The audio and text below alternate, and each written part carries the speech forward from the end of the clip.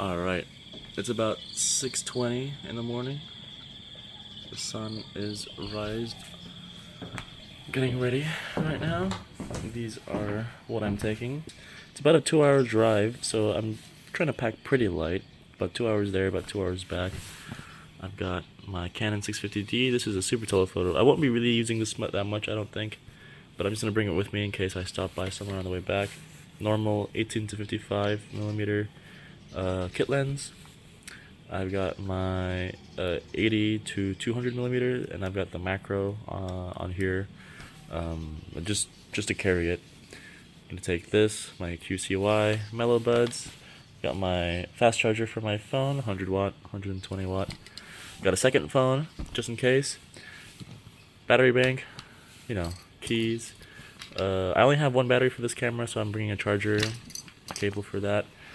Taking everything in my, this is my waterproof hiking bag. It's not really a hiking bag, but it's more like a riding bag that's also waterproof. The sun's probably going to be pretty brutal on my skin, so gotta make sure you wear your sunscreen, especially when you're riding. You don't really realize how hot it gets when you're on the bike.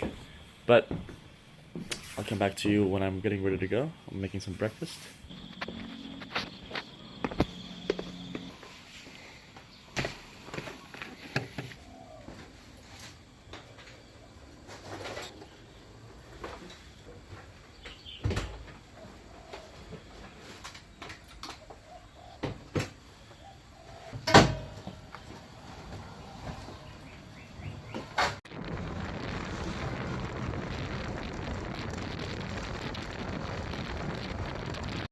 I stopped to take a look at these penjor, which are these street ornaments left over from Galungan, which was only about a week or two ago, but it's nice to see that they left them up. They're really nice to look at. I'm at this place, I forgot what it's called, but there's this huge statue off in the distance. But there was a big gathering here, so I figured I'd stop. These are actually made out of paper mache. They're called Ogo Ogo. Every year they have a huge parade of like hundreds of these all across the island of Bali. These are all characters from Hindu literature. They march them through the city to ward off evil spirits, and then at the end of the night they actually burn them to release the spirits and get them away. So they're usually really ornate and detailed. Here we go. Secret spot.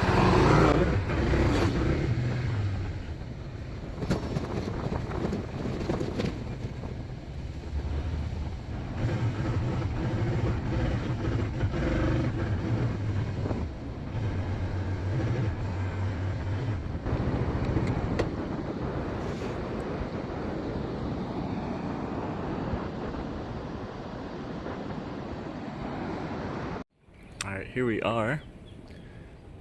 This is the temple. Look at that.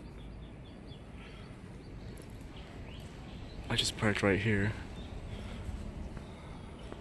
The warning sign. Please. This is the parking area. That's all it says. That's all it says. Oh my god, my Indonesian's so bad. And then we go around to go to Ratu Biang Sat Cave, which is the Bat Cave, the Goa. Goa is cave in Indonesian. And then we go around the temple. Let's see. I've never been here before, but I've held a few bats, in my day. But I've only experienced being with like fruit bats, which are really big and they're really cute. They're basically just like big dogs, or like they look like foxes even. But these are a different kind of bat apparently. This bat cave, I think it's like a insectivore bats. Check out this view. Wow.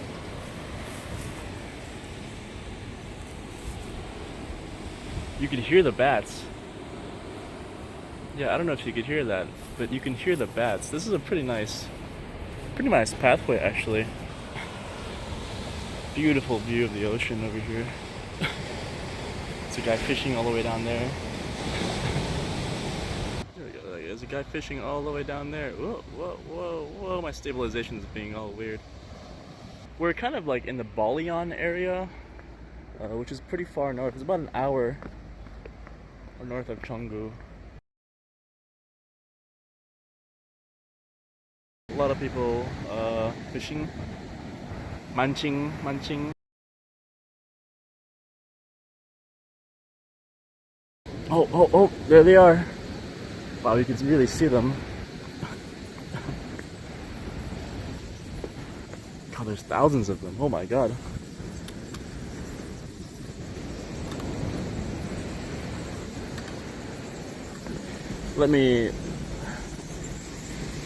That's it. That's the bat cave. You see them hanging off the ceiling up there. I can't really get a good view. Let me get down a bit. We get a better view now. Okay, I'm gonna zoom in. And show you guys what it looks like. You know what? I think I have sunscreen. My hands are like covered in sunscreen, so my camera is a little bit covered in oil. Alright, you should be able to see a bit better. So let me zoom in a bit. Yeah, you see all these bats?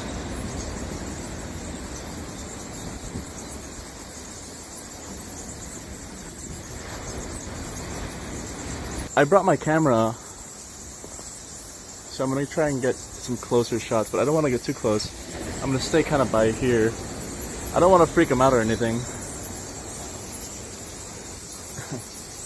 I of course didn't bring my tripod. It's still in the bike, so I'm gonna have to put you down for now, but I've got this. I'm probably gonna put you in my backpack or something. But I brought this, so I'll take a few shots of these. But I'll do that in a bit. First, let's see if we get some good video. Alright, I've just been taking a few photos of the cave. This setup actually only cost me like $100 for the lens and the camera. The lens is like $50 and the camera is like another $50. I did a review on it actually on my YouTube channel. Go check that out if you're interested on the results of this. But I'll put some of the photos up here or maybe at the end. But let's take a look at these bats. It does smell pretty horrible in there, I'm not gonna lie, but you know, what do you expect? Actually, that smell is all, you can see all the guano, all the bat guano down here. There's heaps and tons of bat guano. That's all bat poo. They used to harvest the bat guano because it used to be like an incredible fertilizer for crops. Thankfully, you know, in the early 20th century, they figured out how to get nitrogen out of the atmosphere. That's how all the fertilizer is made nowadays. It's all made through some sort of like, I forget what the process is called, but it's basically sucked out of the atmosphere and turned into ammonium nitrate, ammonium nitrate, which goes into the ground every planting season here. So a lot of the rice farmers still get giant 50-kilo bags of ammonium nitrate. It's like this pink powder, and everyone just like puts that out into the rice fields, into the ground before they start planting. But back before that, they used to actually use bat guano, bird guano, all this other stuff. Actually, the US used to have a big thing with like all the islands in the middle of the Pacific, all the guano islands. That used to be a huge thing up until they obviously discovered how to get it out of the atmosphere instead. But look at all these bats. I mean, like, the caves are just, the walls of the cave are just covered in them. Yeah, look at that.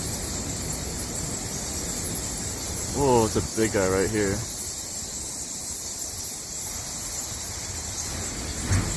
Now, obviously, I'm not gonna go in there, because you never know. You know, maybe some of them might have rabies or something like that. So I'm not gonna go in there, but I'm gonna take a few more photos and then I'm gonna post them here.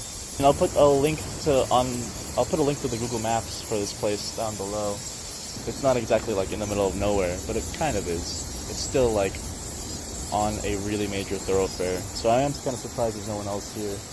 They have signs and stuff though, so definitely people do come here, but I guess I just got lucky.